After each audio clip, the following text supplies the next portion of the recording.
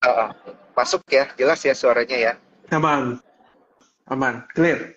Oke, oke, oke. Thank you banget ya waktunya Bro Arvin. Ngomong-ngomong Happy New Year ya Bro. Happy New Year, thank you. Happy New Year. Semoga makin Iya, cuan kita tahun ini. nggak ngobrol-ngobrol nih Bro Arvin.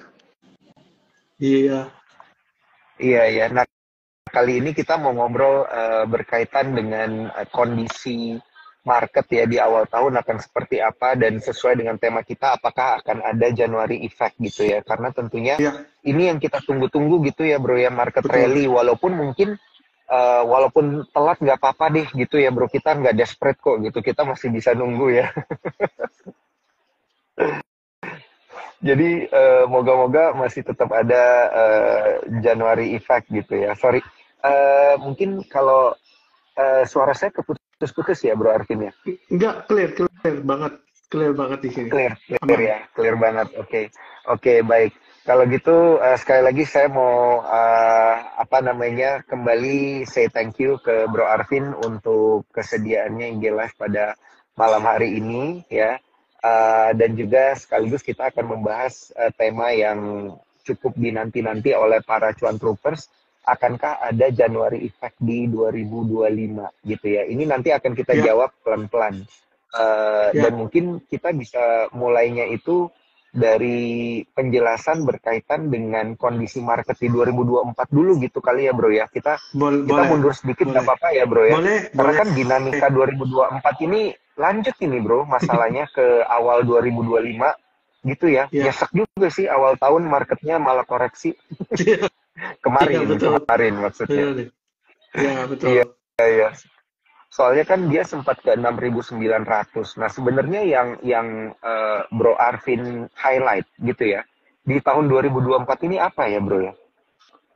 Oke, 2024 itu is a year of uncertainty ya. Mm-mm, Kita bisa lihat bahwa memang mm-mm. dari Oktober ya, kita lihat sampai Desember Ya, itu kan banyak sekali yang terjadi ya, terutama di mm-mm. kuartal 4 2024 ini memang concernnya adalah mengenai Trump terpilih ya. Jadi setelah Trump Mm-mm. terpilih di bulan November, itu market mulai fluktuasinya mulai cukup kencang gitu ya, kalau kita lihat.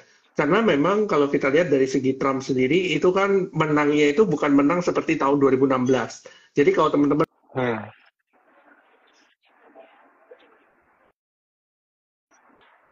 split, jadi ada DPR yang menang 2024 kemarin, itu red sweep ya, dalam arti DPR Senat dan presidennya dimenangkan oleh partai yang sama gitu.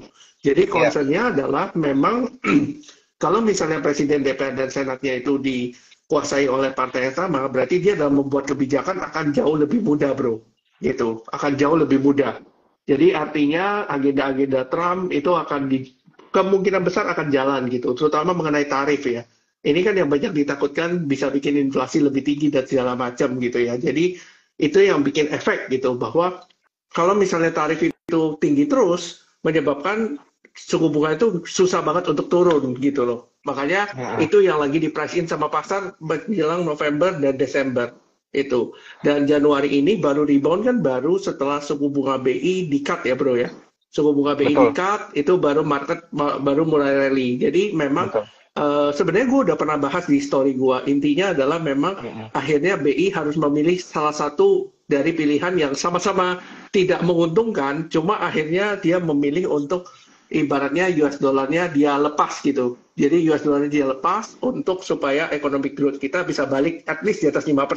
Karena kalau kita lihat dari kuartal 4 2000 kuartal 3 2024 itu memang ekonomi kita itu turun pertumbuhannya dari 5% ke 4,9 sekian gitu. Jadi sudah tidak on track di 5%. Makanya kenapa mungkin BI mengambil keputusan itu.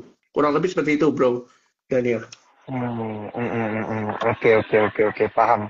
Iya, gue paham juga nih ya kalau melihat dinamika geopolitik yang akhirnya berdampak ke keputusan BI kemarin ya menurunkan suku bunga acuan. Tapi kan kalau di sisi lain kita ngelihat sebenarnya makroekonomi kita kan baik-baik aja ya bro ya. Kita lihat neraca dagang. Hmm, Neraca dagang ya, kita itu walaupun dia melambat, dia tetap bertumbuh gitu ya. Data Ya, terakhir kemarin ada di kisaran 2,2 miliar dolar surplusnya. Kemudian kita juga ngelihat dari sisi inflasi kita terkendali ya dan lain sebagainya gitu ya. Bener ya bro ya berarti ya betul. kondisinya ini.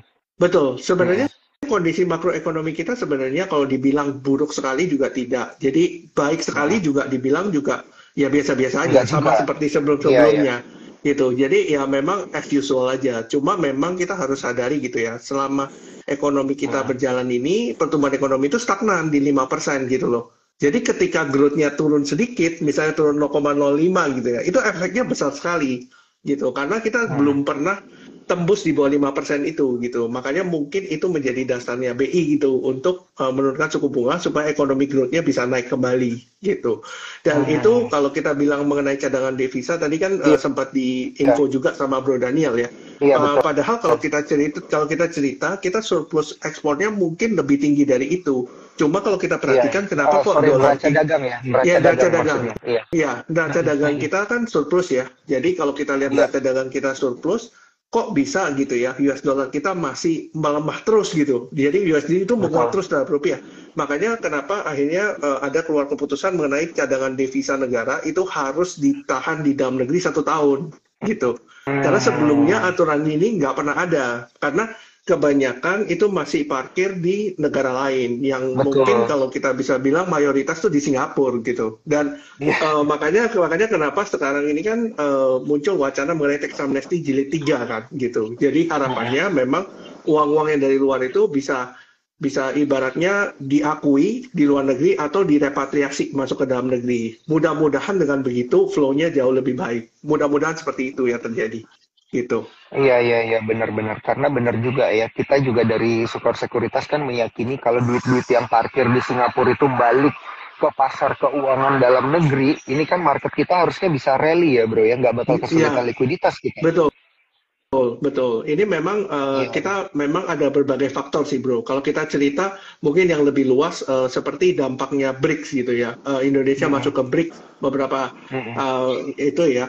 Kita tahu sendiri bahwa statementnya Pak Menlu itu terjadi di bulan September, Bro. Kalau kita ingat Mm-mm. ya, mungkin sorry Iya. pada saat pelantikannya Pak Presiden itu kan Oktober ya, sorry Oktober itu beberapa hari Mm-mm. kemudian Pak Menlu langsung ke konferensi BRICS kalau teman-teman ingat. Habis itu bikin statement bahwa kita ada consideration untuk join BRICS. Setelah itu outflow terus bro. Kalau bro perhatikan ya, Mm-mm. setelah itu Iya outflow betul, terus, nggak pernah inflow lagi. betul. Nah, itu karena memang kita cerita bahwa memang beberapa fund asing itu kan datangnya dari blok barat ya bro ya. Ada Mm-mm. chances, ada kemungkinan mungkin mereka menarik diri juga setelah itu gitu. Jadi ada possibility ke sana dan memang pertumbuhan ekonomi itu ya itu kemarin kan sempat drop ya di bawah 5% gitu, sempat 4,95. Jadi itu mungkin bikin market juga terkoreksi juga. Kurang lebih seperti itu sih, Bro, analisanya. Iya, iya, iya, iya, iya. Ini nih yang tadi maksudnya gue sebutin bro. Ternyata memang dinamika di 2024 itu banyak berdampak ya kepada apakah akan terjadi Januari effect apa enggak gitu ya bro ya. Ya, betul. Heeh. Pasti. Tapi kalau kalau kita lihat sampai saat ini, apakah menurut Bro Arvin semua sentimen itu sudah terprice in atau belum nih? Masih ada yang tersisa gitu ya? Oke, sebenarnya market is already pricing in menurut gua pribadi sudah pricing in Mm-mm. something yang very bad ya, Mm-mm. terutama mengenai Mm-mm. tarif dan segala macam. Kita kan lihat semenjak Trump terpilih dan mungkin media-media narasinya ada mengenai tarif yang dinaikin segala macam, itu market sudah Mm-mm. melakukan pricing in sebenarnya kalau kita lihat gitu. Dan memang kita ngelihat dengan kemarin minggu minggu ini BI memutuskan untuk menurunkan suku bunga itu menjadi angin seger bro karena Iya, iya. sebelumnya itu BI itu kan memang di-expect akan menahan suku bunga ternyata yang dipilih adalah memotong suku bunga supaya ekonomi Mm-mm. bisa grow makanya kalau kita perhatikan inflow yang terjadi itu 3 hari belakangan itu terjadi inflow bro forenya ya forenya Iya. terjadi inflow cuma pertanyaannya apakah ini bisa konsisten gitu loh makanya ini yang kita mesti lihat gitu jadi dasarnya gua untuk melihat apakah foreign flow ini konsisten adalah melihat dari 7 hari berikutnya, bro. Jadi at least 7 hari Hmm. konsisten inflow di banking terutama itu kelihatan bahwa oh ini foreignnya udah pelan-pelan mulai balik gitu. Karena terus terang foreign itu sudah habis kemungkinan barangnya ya bro ya, nggak banyak lagi Iya, iya. gitu. Cuma masalahnya fund manager atau reksadana itu cashnya cuma sisa 1% sampai 5%. Itu gue sudah riset bro. Jadi rata-rata itu Oke. cashnya kecil sekali. Jadi ketika BRI 38 misalnya kemarin, itu nggak ada yang nahan bro. Karena retailnya juga takut karena sudah breakdown di bawah 4.000. Fundnya juga nggak berani masuk karena cashnya cuma sisa 1 sampai 5% gitu. Oh, Jadi akhirnya nggak ada yang nahan oh, gitu. Jadi iya nggak ada iya yang iya iya nahan, iya benar. dibiarin gitu loh. Nah akhirnya jebol, terus ternyata BI ngekat suku bunga, besoknya langsung balik 7% kan bro, gitu. Iya, iya Jadi benar ya. Jadi enjoyable memang gitu. iya benar benar benar memang isu likuiditas ini yang kemudian menjadi pemberat indeks kita gitu ya. Betul. Ada saham bagus, ada emiten bagus, murah, kita nggak bisa chip in gara-gara dananya kurang gitu ya. Iya, betul. Jadi sekarang Iya itu iya. kalau mungkin kita diskusi sama beberapa analis juga sama bro. Intinya adalah misalnya ketika likuiditas normal ya bro ya, tidak mungkin blue chip itu bisa naik 7-8% dalam satu hari. Dan itu kan Betul. terjadi waktu 3.800 Iya, naiknya kan 7% gitu kan. Berarti betul. artinya memang likuiditas tuh nggak ada sebenarnya. Gitu. Itu kelihatan sekali. Iya, Bro. Gitu. Jarang banget loh ngelihat BBRI itu naik 7%. Gila, jarang, jarang banget, jarang banget. Iya, betul, exactly gitu. Jadi masalahnya itu Iya, bukan iya. hanya likuiditas asing, tapi lokalnya kita juga terlalu banyak menerbitkan SBN, SRBI, itu kan nyerap likuiditas semua, bro. Maksudnya ibaratnya Mm-mm, kalau mm-mm. SRBI bisa kasih 7% nih dalam setahun, ya kenapa gua harus invest saham gitu? Ibaratnya seperti itu, gitu. Jadi Iya, ada iya. ada insentif lebih lah dengan low effort tapi rewardnya sangat tinggi gitu, bro.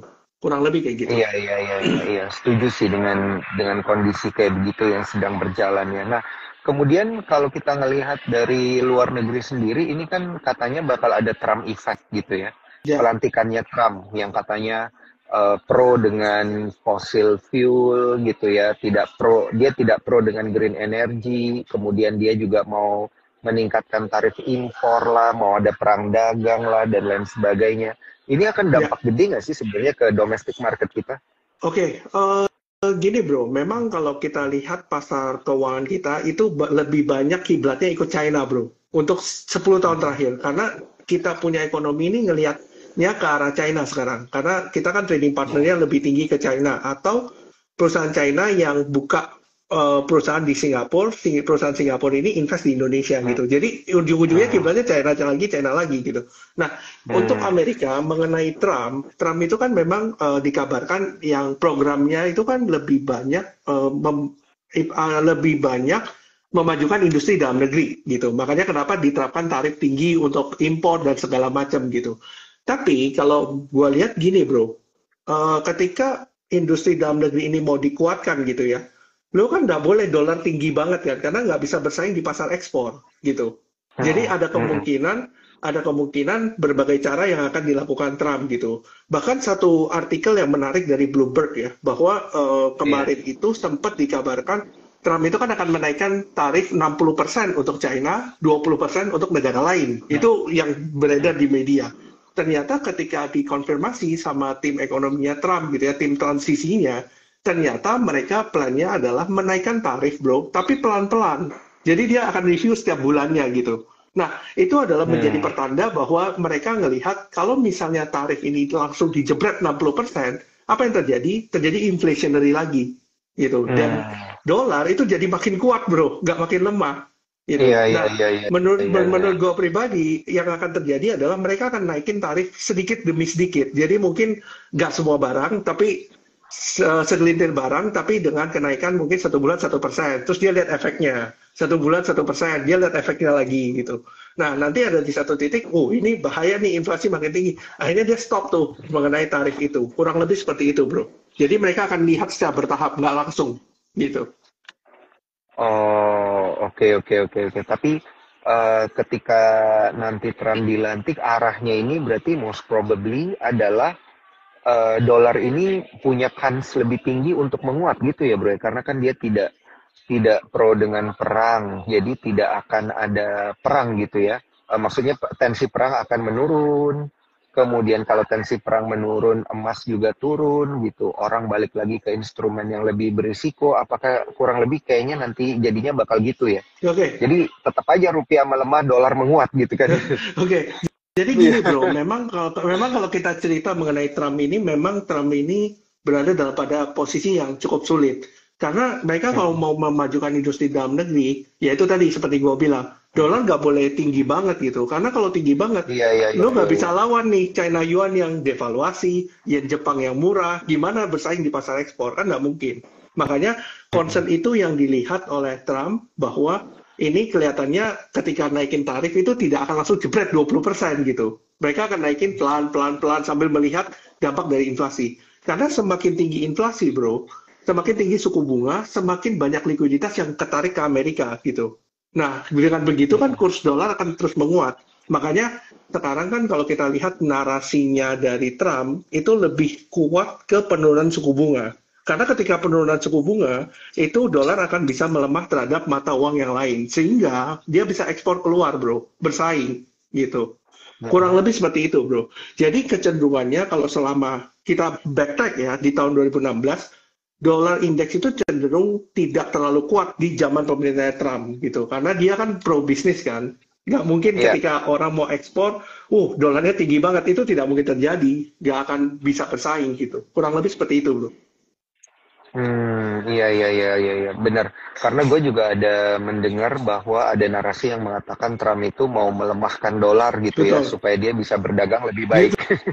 Betul, betul, pasti. Karena Iya, karena iya. kan dengan dolar tinggi sekarang Biden itu kan lebih banyak impor ya bro dari China gitu. Mm-mm, Ketika impor mm-mm, dari China, ketika dolar menguat, pasti barang yang diimpor kan lebih murah pasti. Karena dolarnya kuat. Nah, sekarang kan mm. untuk mereverse policy itu kan tidak mudah, bro. Kalau nge-reverse policy itu ketika tarif langsung diterapkan tinggi, pasti inflasi, bro. Itu yang pasti terjadi. Dan sekarang market itu berusaha nge-pricing in, oke, kalau tarifnya beneran diterapin nih, apa yang akan terjadi gitu. Makanya kenapa indeksnya ambles, terutama negara berkembang ya, developing country. Kurang lebih seperti itu, bro. Iya, iya, iya, iya, benar, benar, benar, benar, benar. Nah, kemudian apakah salah satu langkahnya nanti dengan cara memaksa The Fed nurunin suku bunga, bro? Nah, Kalau nah, suku bunga diturunin kan dolarnya cabut gitu ya. iya, nah, kalau misalnya yang terjadi adalah itu ya bro ya, Iya. sebenarnya itu akan jauh lebih menarik karena flow-nya kan akan balik ya bro ya. Jadi Ya, orang nggak akan taruh di misalnya US, dia akan lari ke negara lain gitu. Nah, developing tapi countries lah ya. developing countries, tapi perlu diingat juga bro, Trump itu tidak bisa memaksa the Fed karena ini kan dua dua Mm-mm, mm-mm. entity yang Dua berbeda gitu entitas yang ya. berbeda, Ini ya. yang berbeda ya, sama seperti Mm-mm, Kemenq dan BI, meskipun mereka ada sinergi, mm-mm, tapi kan tidak bisa mempengaruhi satu sama lain mm-mm. gitu. Nah, itulah yang apa ya, kita bisa bilang kenapa kok Trump itu benci banget sama China gitu bro. Karena China itu Kementerian Keuangannya dan Bank of China itu jadi satu. Jadi mereka bisa intervensi Oh, kapanpun. Makanya iya, makanya iya, iya. kalau misalnya mereka melakukan devaluasi yuan, juga bisa dalam waktu itu juga bisa diputuskan gitu. Karena kan sistem negaranya berbeda. Nah, itulah makanya kenapa Trump itu memang lebih ke arahnya tujuannya melemahkan dolar, bukan menguatkan dolar justru. Karena mereka kalau menguatkan dolar tidak bisa bersaing. Itu sih, Bro. Oke, oke, oke, oke. Ya, ini menarik ya untuk diperhatikan karena sepertinya Trump Effect ini bisa jadi salah satu faktor yang mempengaruhi Januari Effect kita juga ya Oh, di ya, ini 2025. ya, betul, betul. Mm-mm, mm-mm. Nah, kalau dari Bro Arvin sendiri, faktor-faktor lain yang akhirnya bisa menjadi penjegal gitu ya, Januari effect kita ini apa nih selain yang sudah kita bahas tadi? Ada nggak sih sebenarnya data-data ekonomi yang dinanti-nanti gitu, yang bikin Januari effect itu tidak terjadi? Oke, yang paling penting adalah mengenai data inflasi Amerika. Kalau kita lihat dari bulan Oktober ke Desember, itu data inflasi Amerika mulai naik, bro. Kalau kita lihat ya, Mm-mm. Oktober sampai Desember. Cuma perlu Iya, diingat juga, ketika Desember, itu mereka kan ada event yang namanya Thanksgiving, bro, atau Natal. Itu mm-mm. kan banyak, ibarat kalau di Indonesia itu kan Lebaran, gitu kan. Nah, di sana kan Iya. Thanksgiving. Nah, biasanya kecenderungannya inflasi lebih tinggi di Desember. Cuma kita mau lihat nih, apakah inflasi ini akan persisten sampai Januari, Februari gitu. Kalau misalnya persisten, bro, ini kan berarti inflasi kan makin naik, suku bunga nggak bisa turun gitu. Jadi sekarang itu kalau dulu orang cerita mengenai soft landing segala macam, narasinya sudah Mm-mm. berbalik. Narasinya adalah mengenai ini bakal inflasi lagi nggak gitu. Mm-mm. Jadi lebih ke arah situ sekarang orang melihatnya. Itu, bro. Oke, kondisi ininya ya berarti core inflationnya Ya, ya. Ya, betul. Ya, yang perlu diperhatikan iya sih, gue sempat baca juga data inflasinya memang membaik walaupun tidak signifikan. Kemudian naik ya, maksudnya Ya, inflasinya naik. Kemudian gue juga ngelihat di Amerika data ketenaga kerjaannya juga naik gitu ya, job ya, claim-nya naik. Jadi kan sebenarnya dengan kondisi suku bunga yang sekarang itu mereka masih tetap bisa apa ya namanya bertumbuh gitu ya ya, istilahnya ya kita bilang ya betul, masyarakat retailnya. betul, Ah, ah, ah, ah. betul. Iya, iya, iya, iya. Ini yang perlu diperhatikan. Nah, kalau di dalam negeri sendiri, kita perlu perhatiin apa sih, bro, sebenarnya untuk melihat seberapa kuat Januari effect akan terjadi? Oke, dari dalam negeri ada satu faktor ada mengenai GDP ya, bro. Kita harus lihat Mm-mm. GDP kita bisa balik nggak ke 5%. Itu krusial sekali soalnya. Iya, Itu yang iya, iya. pertama. Yang kedua, memang kita mau tidak mau, memang emerging country itu kiblatnya itu ke China, bro. Kalau kita lihat ya, China-nya lemes, emerging country stock semuanya lemes semua gitu.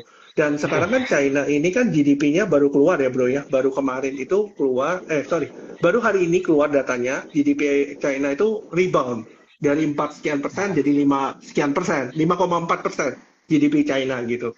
Dan itu melebihi ekspektasi karena GDP China ekspektasinya cuma 5%, sekarang jadi 5,4%. Cuma bro, yang menjadi catatan adalah kita harus paham juga bahwa sekarang itu kan China ini kan digadang-gadang mau kena tarif bro, Betul, 60% yang seperti diceritakan. Karena kan Trump kan akan mm-mm. dilantik tanggal 20. Sehingga Betul. banyak sekali American companies yang melakukan import besar-besaran ke China waktu sebelum Trump dilantik nanti gitu loh. Makanya kenapa GDP-nya bisa Hmm. lompat. Nah, cuma masalahnya ini bisa persisten nggak gitu. Ini yang kita masih mau lihat. Kurang lebih seperti itu, bro.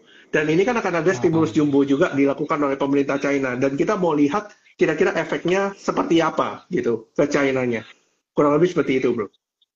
Oke, oke, oke, oke. Ini menarik, menarik banget nih untuk kita perhatikan. Kita nanti juga berarti GDP kita ya, data GDP kita ya, karena kan kemarin deflasi udah selesai, kita udah balik lagi inflasi, Hmm. gitu ya. Nah nanti bacaan GDP full year-nya gimana? Itu kan ya yang jadi Iya, pertanyaan ya, bro ya. betul, betul. Pertanyaan di situ sekarang.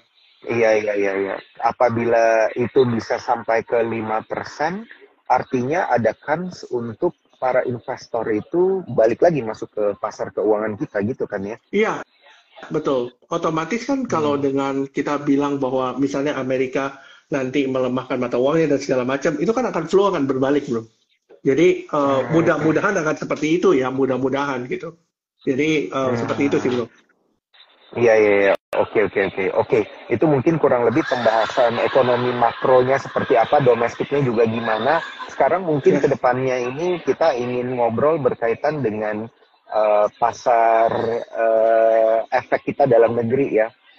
Tentu kita akan melihat bagaimana pergerakan indeks harga saham gabungan gitu ya, sektor-sektor apa yang menarik dan lain sebagainya. Tapi sebelum kita ke arah sana, teman-teman yang mau nanya, tolong pertanyaannya masukin ya ke kolom question and answer. Mau pertanyaan tentang emiten pun nanti akan kita bahas satu persatu tentunya. Dan juga jangan lupa teman-teman kita lagi banyak promo nih di Sukor ya. Kita akan ada bagi-bagi hadiah saham BMRI di bulan Januari ini. Caranya gimana? Nanti teman-teman masuk ke Instagramnya Sukor, cari konten ya yang berkaitan dengan bagi-bagi saham BMRI. Nanti diikutin aja pokoknya di sana ya, karena tentunya akan ada uh, saham BMRI ya, satu lot nanti untuk bagi beberapa orang yang beruntung lah pokoknya. Jadi nanti caranya gimana, langsung searching aja di sana. Kemudian jangan lupa buka akunnya via ifom.supersekuritas.com gitu ya. Untuk bergabung ke timnya Bro Arvin gimana caranya nih Bro? Habis nanti bergabung ke Sukor harus gimana nih? nanti DM aja, bro. Nanti kan ada beberapa sales gitu kan. Nanti DM aja. Nanti gua akan share Oke, itunya ya, linknya. siap. Langsung DM aja ya berarti ya Ya, untuk linknya. Oke, oke, mantap, mantap. Nah, kita lanjut lagi nih. Jadi kalau kita lihat ini, Bro, yang menarik sektor apa sih ini tadi? Soalnya tadi banyak banget ada yang udah ngomong Medco, ada yang udah ngomong Pani, ada yang udah ngomong ini kayaknya di awal tahun ini yang banyak bergejolak itu emiten-emiten Konglo gitu ya. Kalau betul. kita lihat gimana menurut Bro Arvin? Setuju nggak? Ya, sebenarnya emiten konglo itu nggak ada matinya ya. Kalau kita lihat kemarin kan Pani, lalu belakangan ini kan ada Ratu juga CBDK yang baru IPO. Dan sebenarnya saham-saham konglomerasi itu kita bisa bilang kan pasti punya kepentingan ya. Dan itu sebenarnya boleh menjadi buffernya kita lah ketika kita invest memasukkan saham-saham konglo itu boleh gitu. Asalkan ya tadi yang masih punya ceritanya, yang masih punya ibaratnya backingnya dan segala macam itu yang menarik gitu. Konglonya yang kita kenal dan segala macam gitu. Jadi kita ngelihat bahwa saham konglomerasi akan menarik. Dan kalau melihat blue chip bro, kita harus ngelihat ya tadi bro. Kita harus ngelihat apakah suku bunga nanti akan dipangkas lagi, apakah BI berani memangkas suku bunga. Dan kebijakan Trump selama 100 hari ke depan, bro. Kita mau lihat 3 bulan ini Trump mau melakukan apa, gitu. Setelah dilantik ini, apa yang akan dilakukan oleh Trump? Kalau misalnya Trump melakukan sesuatu yang sangat agresif di luar dari apa yang kita perkirakan atau media perkirakan, ya mungkin market bisa ambles lagi, gitu. Makanya kenapa kita kan perlu diversifikasi juga ya bro ya, dimana gue sempat share gitu bro di postingan gue soal menjadi investor bunglon lah ibaratnya. Jadi kita nggak perlu tuh punya core stock semua gitu seperti BRI semua, enggak. Tapi mungkin kita bisa memanfaatkan momentum. Let's say kita ngomong kita punya 20% dari misalnya saham apa gitu ya, yang momentumnya bagus, kita lihat konglomerasinya oke. Itu nggak apa-apa bro. Toh juga kalau dihitung-hitung, nanti kita bisa cuan juga karena konglomerasi kan luar biasa bro kenaikannya biasanya. Gitu. Kurang lebih seperti itu. Jadi memang kita di saat ini memang harus bermain dua kaki. Kita nggak bisa bermain, oke, blue chip semua, nggak bisa. Karena dengan kondisi seperti ini kan masih uncertain bro, masih belum jelas. Ini arahnya mau kemana gitu. Jadi kita lebih baik memasang beberapa kaki daripada hanya, oke, masuk blue chip doang gitu. Contohnya seperti itu sih. Kurang lebih seperti itu sih bro. Iya, tahun kan juga banyak ketidakpastian, kondisi ekonomi itu sangat dinamis ya. Agak sulit kalau kita mau kolot ya bro ya. Kolot mikirin kayak blue chip bakal naik terus atau apa dan lain sebagainya. Ya kan fungsinya udah beda lah ya bro ya. Betul.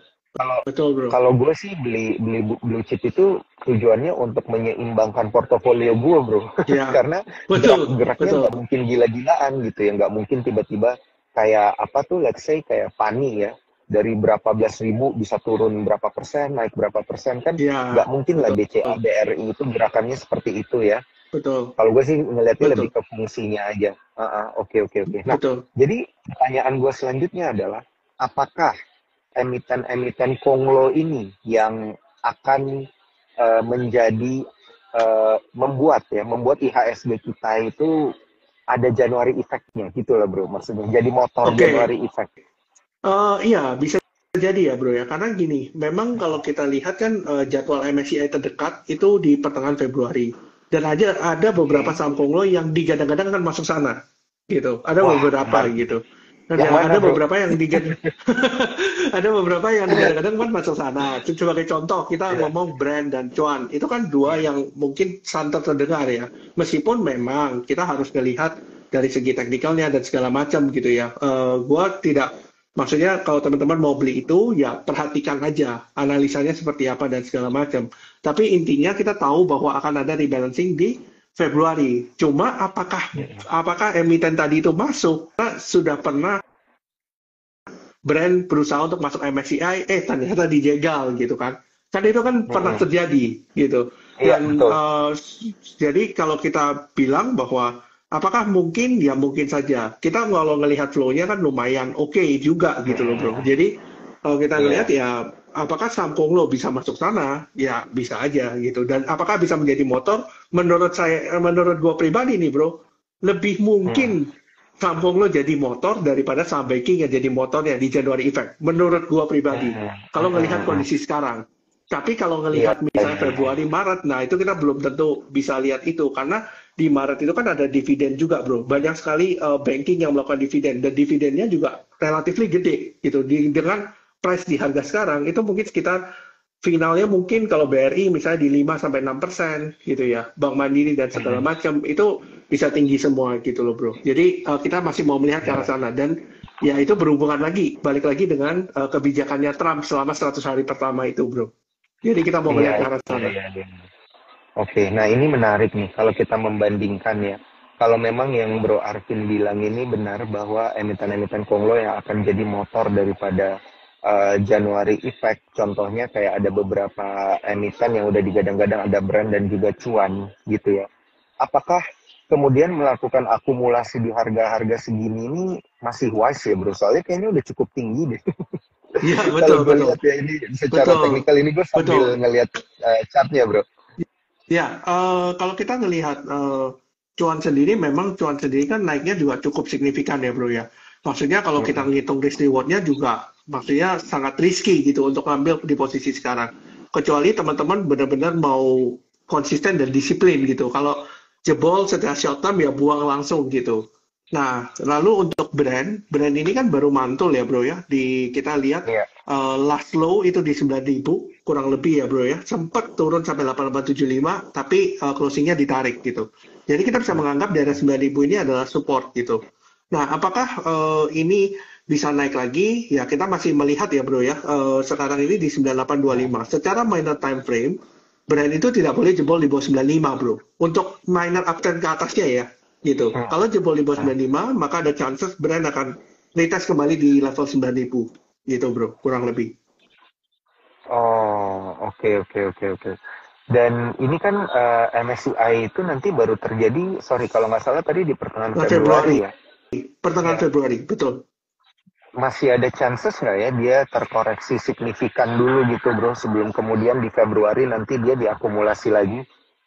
Oke, ini kan kalau kita bilang ini kan sudah pertengahan Januari ya bro ya, sisa satu Iya bulan iya iya. lagi. Jadi memang berdasarkan research house dan segala macam, kita ngelihat bahwa Mm-mm. brand kalau misalnya mau masuk MSCI, itu minimal harus di 11.100 gitu. Oh, Jadi kalau misalnya kita bilang 9.800 ke 11.100 dalam waktu, misalnya kita bilang 1 bulan, ya itu memungkinkan gitu loh bro. Itu masih mm-mm. memungkinkan. Nah, tapi kita harus ingat juga bro, brand ini kan bukan pertama kalinya berusaha untuk masuk MSCI. Ini mungkin attempt sudah ketiga nih, attempt ketiga gitu. Hmm. Dan kalau attempt ketiga, mereka pasti akan cenderung lebih hati-hati. Dalam arti, mereka nggak mau bergeraknya sangat liar gitu loh bro. Jangan-jangan nanti kena suspend terus tiba-tiba pas hari MSCI nggak bisa gitu. Jadi itu kan yang sering Betul. terjadi kan. Makanya mungkin mereka akan cenderung lebih hati-hati kali ini. Menurut gua kan seperti itu. Oh, oke. Begitu juga dengan cuan ya.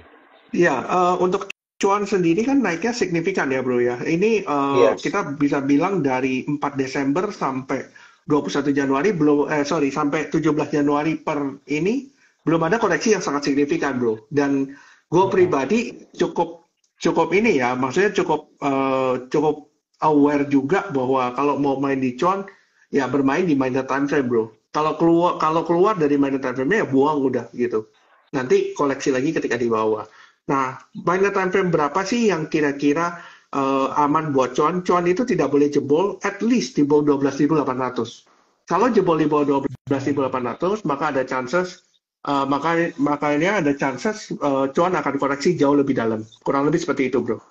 Oh, itu secara teknikal ya Secara dari teknik cuan ya bro betul, ya. betul, betul.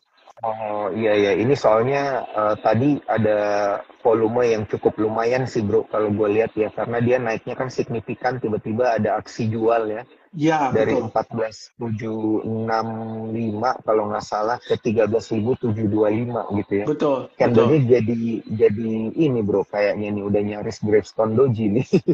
Iya, betul, betul. Moga-moga moga-moga nggak gravestone beneran.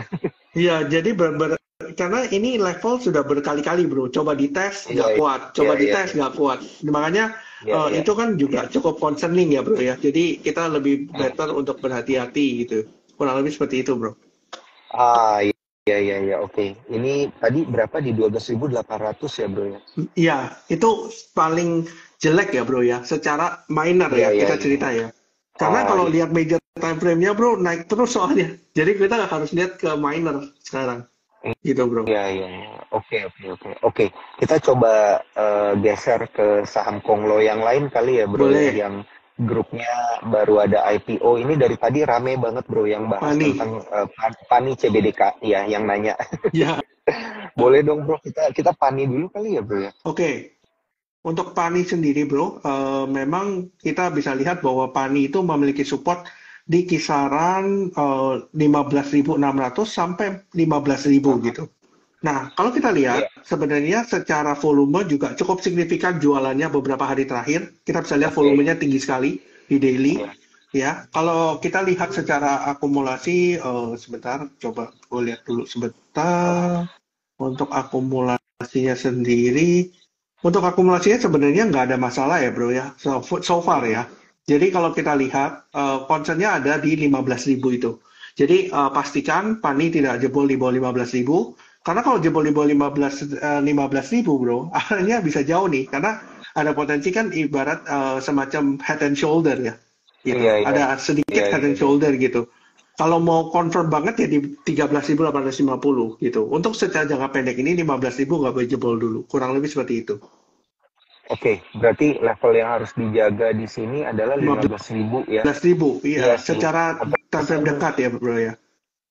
pantesan ini emang dari kemarin dia ketahan mulu ya di level-level itu, di Betul, level betul, 15 ribuan. betul. Iya, iya, iya, iya. Soalnya banyak juga yang takut di sini ya, yang fear mungkin bro. Katanya kan kemarin banyak yang bilang ini gue sambil lihat chart juga ya bro ya. Banyak yang bilang ini katanya trennya udah patah gitu, udah sempet patah trennya, gimana nih gitu. Bener nggak Ya, sih bro?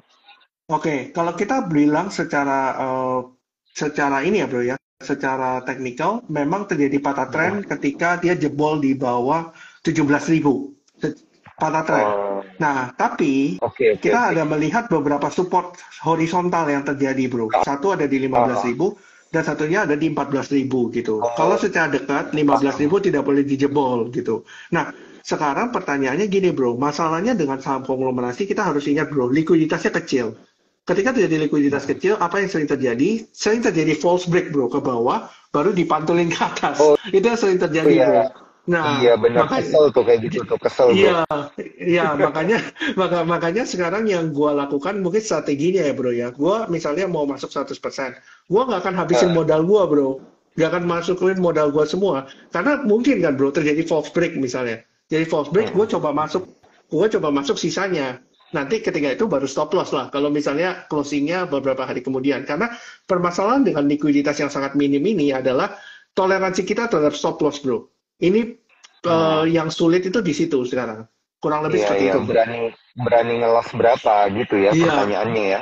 betul, betul, Bro. Iya iya iya iya iya iya iya, benar-benar sakit itu bro. Iya, Kalau sakitnya kan kalau misalnya naik itu loh, Bro. iya pas kita udah stop loss ternyata dia mantul gitu, dia ada technical rebound, jadi kita juga gimana ya, kesel juga ya sebenarnya. Cuman mau Iya, gimana sama. namanya market. Iya, mungkin kayak ini salah satu study case ya, Bro ya. Contohnya Petrusi, Iya. ya kan? Petrusi itu sempat false break misalnya. Kalau kita lihat dari time frame 15, itu sempat false break sampai 32. Ternyata balik 37 gitu kan. Gitu. Closingannya Mm-mm. ternyata ditarik gitu. Itu sering Iya, terjadi iya, gitu. Karena saham-saham seperti ini memang likuiditasnya kan lebih kecil, bro. Banyak sekali orang yang maksudnya ibaratnya barangnya itu banyak di pool gitu loh, bro. Ibaratnya mm-mm. kalau turun ya udah dia biarin turun dulu gitu. Iya, Karena kan iya, retail cut loss iya, semua iya, kan di bawah. Habis itu iya, baru iya, iya. ditarik ke atas gitu, Mendingan dia bro. serok di harga paling bawah gitu ya. Waktu orang Betul, udah nggak betul. kuat ya bro ya. Betul. Kadang itu Mm-mm. turun bukan karena jualan, Bro, karena bitnya dicabut kebanyakan. Iya Ketika iya bitnya iya hilang dicabut ya, kan bitnya ibarat hilang bener bitnya bener. hilang. Bitnya Mm-mm. hilang, transaksi terjadi di bawah. Ketika transaksi terjadi di bawah kan orang panik semua, Bro. Buang semua retail biasanya. Itu yang Iya terjadi. iya iya. Akhirnya sudah Iya. selesai, Mm-mm. bitnya dipasang lagi, Bro. Dipasang lagi banyak terus itu diangkat. Gitu. Itu yang terjadi. Gitu. Ini oke oke. Ini kayaknya yang menarik juga adalah peersnya dia, anak usahanya maksudnya, CBDK-nya bro. Merdeka. Ini kan Ya. belum belum bisa dilihat secara teknikal ini bro. Soalnya kan dia naik ke 10.450 ya hari ini ya Ya, untuk CBDK. tutup arah lagi ya, Bro ya. Ah, Kelihatannya. tutup, iya udah tutup arah kayak gini. Tapi kalau gue lihat sih volume transaksinya nggak segede kemarin-kemarin ya. Ini Ya, jadi istilahnya kayak tidak perlu duit yang cukup besar untuk mengarahkan dia gitu hari iya, ini sebenarnya. betul. Iya iya. Sebenarnya Nah gini, Bro, untuk kalau kalau untuk CBDK, case-nya CBDK itu kelihatannya banyak retail yang keluar waktu 16 Januari. Karena kan sempat di swipe ke bawah kan, sampai level 6 Iya, iya, ribuan. iya. Nah, Iya, iya. itu waktu itu kalau gue pribadi bro, yang gue lakukan adalah gue cicil beli bro. Karena kan gue nggak Iya, bisa lihat teknikalnya nih. Gue cicil betul, beli ke betul. bawah Sama bro, gitu. gue juga cicil-cicil aja Iya, lah. gue cicil beli, coba terus bawa, Bener-bener. bawa, bawa, bawa terus. Karena gue kan nggak bisa lihat bottomnya nih. Tapi ketika dia, kalau teman-teman lihat di time frame 15, teman-teman lihat di jam 10, itu ada bikin cup and handle lagi bro, setelah 15 menit. Nah, ketika Oh, terjadi tepat cup and 15 handle menit ya? itu, iya, kalau teman-teman Heeh, lihat di chat 15 menit, itu ada cup and handle kecil tuh. Waktu di tanggal 16 Januari, itu ada cup and heeh. handle kecil gitu. Iya, Habis itu sudah iya. pertanda reversal. Ketika dia breakout di atas 74, itu reversal. Itu. Itu bro, Mm-mm. kurang lebihnya. Habis itu naik deh sampai sekarang Mm-mm. gitu bro. Nah, kalau disuruh ngejar Iya, juga iya. nggak berani bro. Ini teknikalnya kayak gini Iya, soalnya. iya, iya.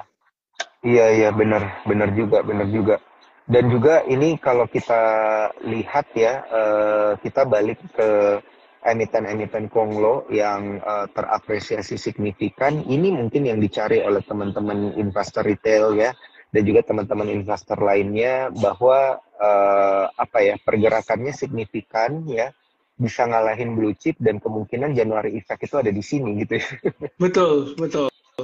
Bisa Ada di jadi. emiten-emiten ini karena sangat menggiurkan memang pergerakan signifikannya. Cuman kan yang jadi pertanyaan ini tuh kalau kita ngelihat emiten yang baru IPO ini rada spekulatif, bener nggak sih bro?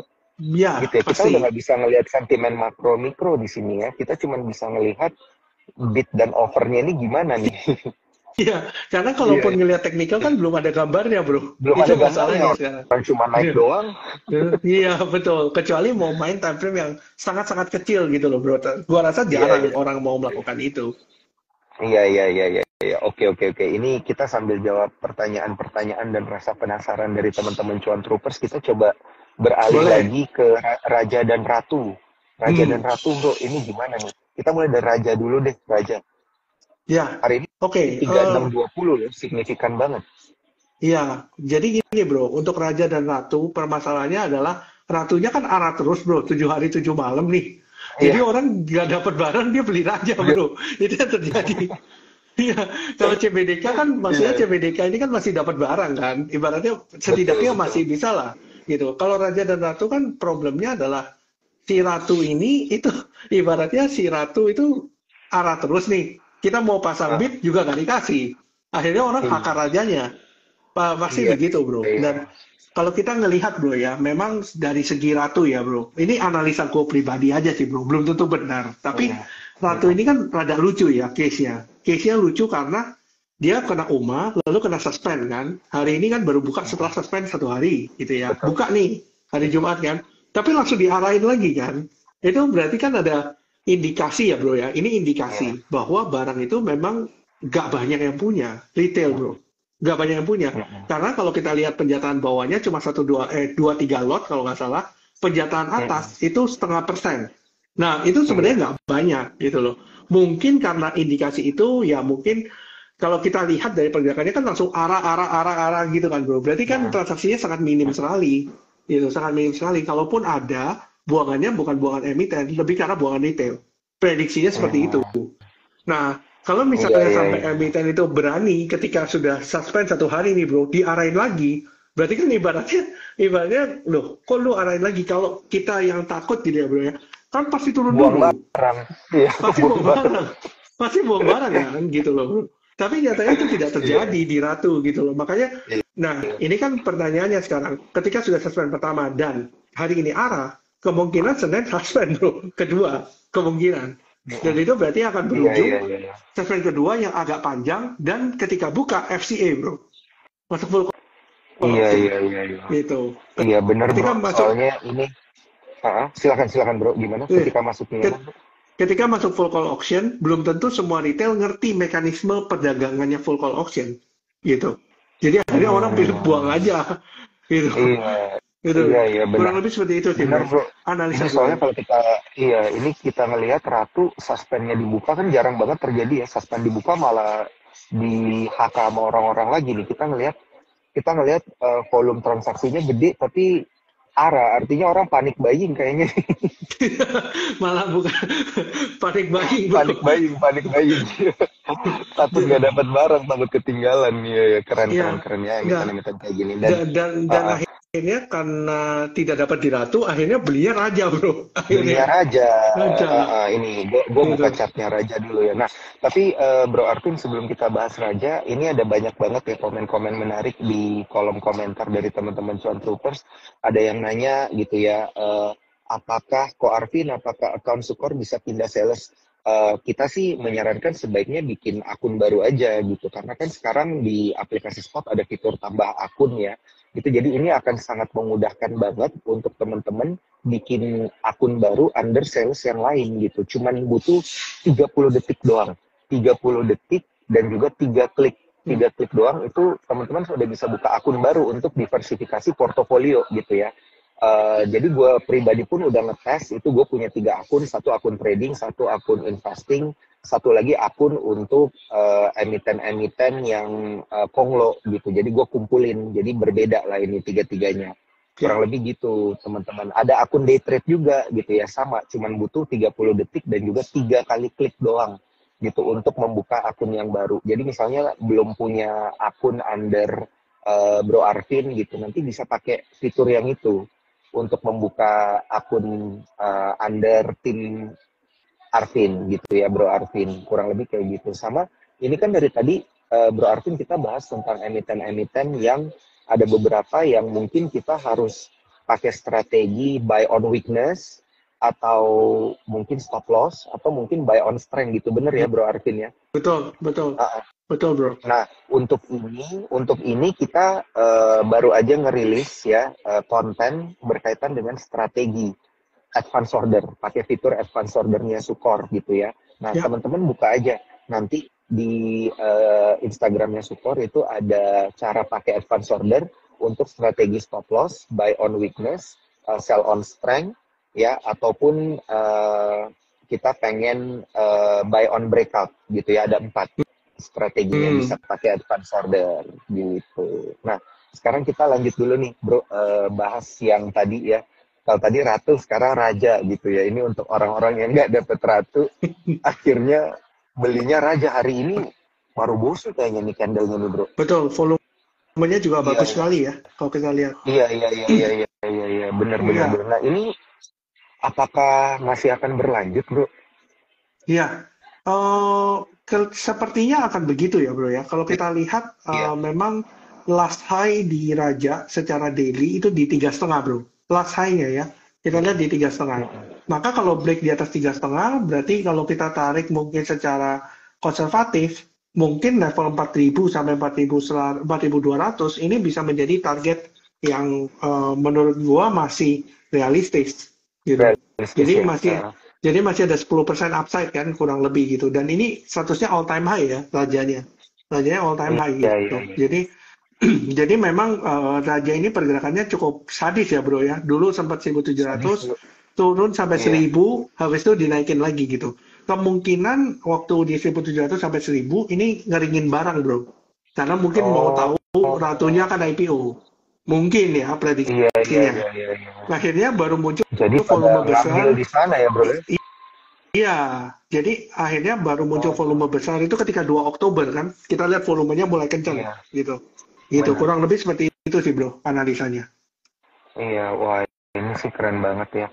Ini moga-moga bisa capai target 4.200 nih, atau mungkin bisa ngikutin harga ratunya ya, 5.000 ya. Iya, Karena ratunya kemarin soalnya iya, lebih tinggi harganya.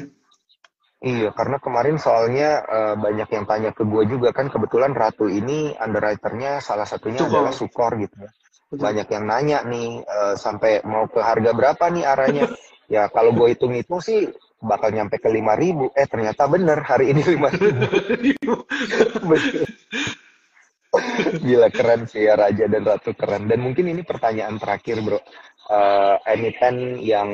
Emiten Konglo yang terdampak, yang bisa menjadi motor window dressing, apakah itu grupnya Adi dan juga Adaro? Gimana Oke, nih, Bro? oke. Gue pribadi juga kok ADI kebetulan di sangat Iya, bottom iya. ya bro ya, di 7.600-an waktu itu. Buset.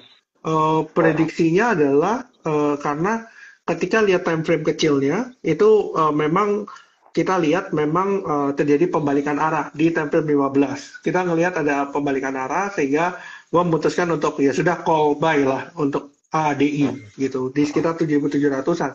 Dan nggak nyangkanya memang di hari tersebut besoknya itu langsung rebound kenceng banget 10% Iya, gitu. iya, iya, iya. Dan sekarang kan ada pola double bottom di ADI gitu ya bro ya. Kalau kita hitung Mm-mm. target kenaikannya ya kurang lebih di 9.000 ini, kurang lebih kenaikannya. Jadi I Mm-mm. expect mungkin akan ada pullback, mungkin sampai 84, 85 itu bisa menarik bro untuk ADI. Nah untuk Untuk Adaro, diakumulasi ya. betul. Nah, Oh, oke, oke. kalau ditanya lebih mending ADI atau Adaro, menurut gue pribadi, gue lebih suka ADI. Alasannya, karena ADI satu memang secara fundamental kan bagi dividen ya bro ya, karena batu baranya sudah Mm-mm. dilepas masuk ke ADI. Itu yang pertama. Yang kedua, Adaro itu bergerak di sektor green energy. Ketika bergerak di sektor Mm-mm. green energy, kita harus expect for very longer term bro. Mungkin sekitar 3-4 tahun Oh, gitu.